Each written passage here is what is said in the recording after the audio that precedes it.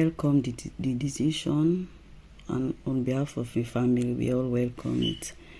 We don't have any choice, although we are a bit disappointed because it's a painful death, and it was also a racial issue. But since they said he is mentally deranged, all what we are saying is we hope the decision they take in court, it stay that way. We don't want to hear next time or see that man outside walking or be free. So for this moment, this is all what I have to say. Thank you very much. It's over a year since the whole incident happened. How has things been for your family since that tragic day? Things have been hard, difficult, traumatized. It really disturbs us in all way you think of, mentally, financially, our health, a lot of things that I cannot say. But it has been very, very difficult. And we are just trying to cope with it. About a year ago, thinking that it's already been done, we have nothing to do. We're trying to get healed, and they prolong this case until the 11th again, and then it just make matter worse. But to be honest, it was not be easy for everybody, the whole family, the kids, the younger ones, all of us. It's been hard. And speaking of the kids, how has the kids been coping? And from my understanding, the siblings were very close to Mohamed. Yeah, they're very close. It disturbed them a lot, even from college. But we are all strong. We are trying to be strong. They go through it, although it's affecting them, but they are trying their best because, like I said, it has been done. We have to live with the pain, everlasting pain. We don't have nothing to do about it. We just have to move on. All we are praying for that the justice they give in court is stay that way. Like I said, I hope they don't release that guy. He live there for the rest of his life. But it's hard and difficult, really. For the benefit of those who don't know Mohamed, who didn't have the opportunity to meet and speak to Mohamed, who was Mohamed?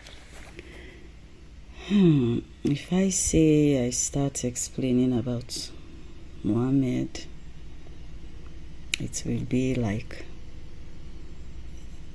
it will not end. Mohamed was a son, a brother, a friend. Mohamed is a kind boy, helpful, obedient, very respectful. He likes to play, he loves his siblings, he likes joke, making comedy. He's friendly, he's humble, and he helps around a lot. As I'm talking to you now, I'm down. Mohamed will come home, help me to trim my grass. I will send Mohamed for shopping. He will help him around with his siblings. He's very obedient boy, even around his friend. Mohamed is kind and humble. And we taught them to be respectful, to be helpful, to be kind, not to hate, not to discriminate.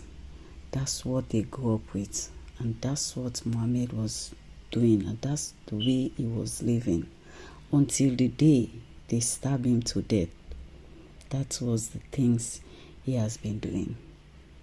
I cannot say more because even when I'm saying this, I'm feeling pain. I know it's a very difficult time.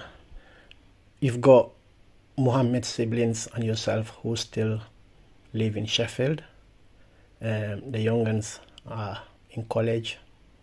Do you have any concern, or do you fear for your safety or for that of your children or any other black person in particular? Of course. I'm scared, I'm afraid. They are in uni. They are in accommodation. I'm scared. I don't know if we are safe anymore in Sheffield. We thought Sheffield is one of the safest places. That's why we come here to stay. Come to England for the kids to have good education, to be somebody, to be useful to themselves and the community. But to our great disappointment, the way we thought about it, it don't work that way. Mohamed is gone, of course. We are not safe, and I'm afraid. You're walking around, you look around your back every day. You sleep, you think of your kids.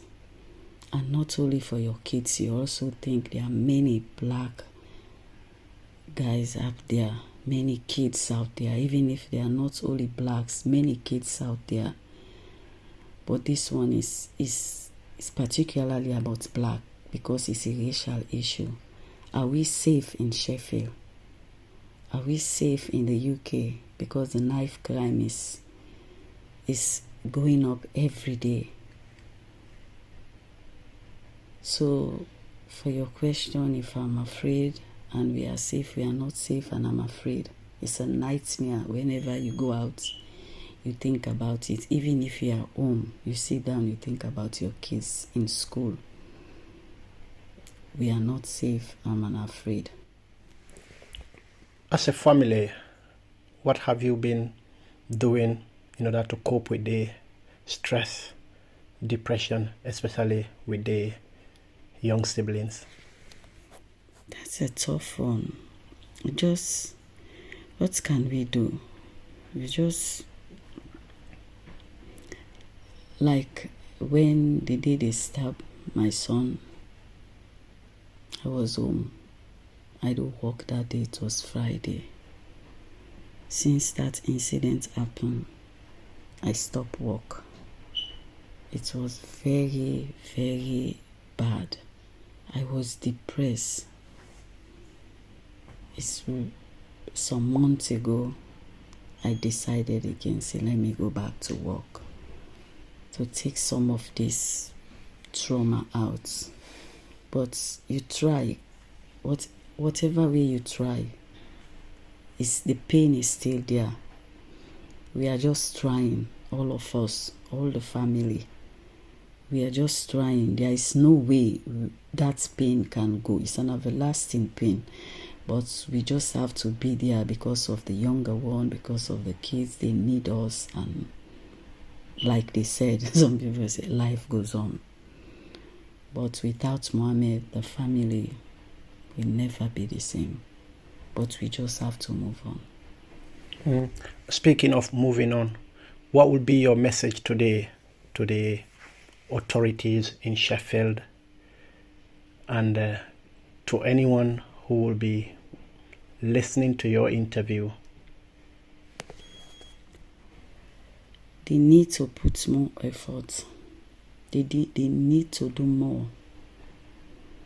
The security, even ourselves, I don't know. I don't feel like we are safe. We need protection. Not that police should be going around looking at us or some bodyguard. No. They need more security around.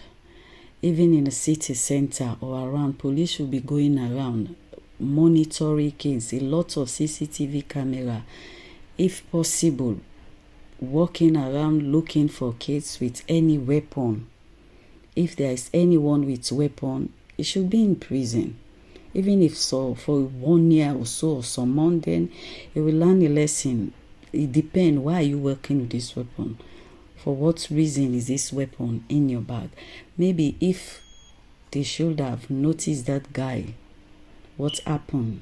Like what they said, the day they get hold of him, went around bought a knife in Wilko, see the distance, he walked from Wilko to Sport Direct, meet a young guy standing there doing his own thing, no fighting. You don't know him from nowhere, he don't hit you, you don't fight, you just came from the back and put a knife. I can't imagine the pain that boy felt before he passed away. If police were to be around, maybe this should not have happened. So in your opinion, there should be more police presence or more support? Walking around, more support, the council, all the authorities, they should come together and do something.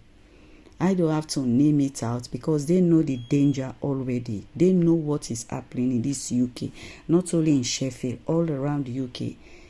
If I'm not mistaken, UK is at the highest rate of knife crime.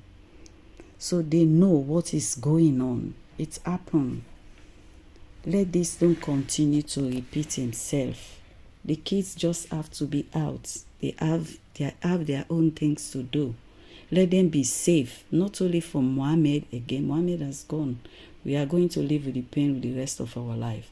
But what about other kids, even our girls? They should do something. They know. We don't have to explain it to them. They are the authorities. They know what they should do to stop this.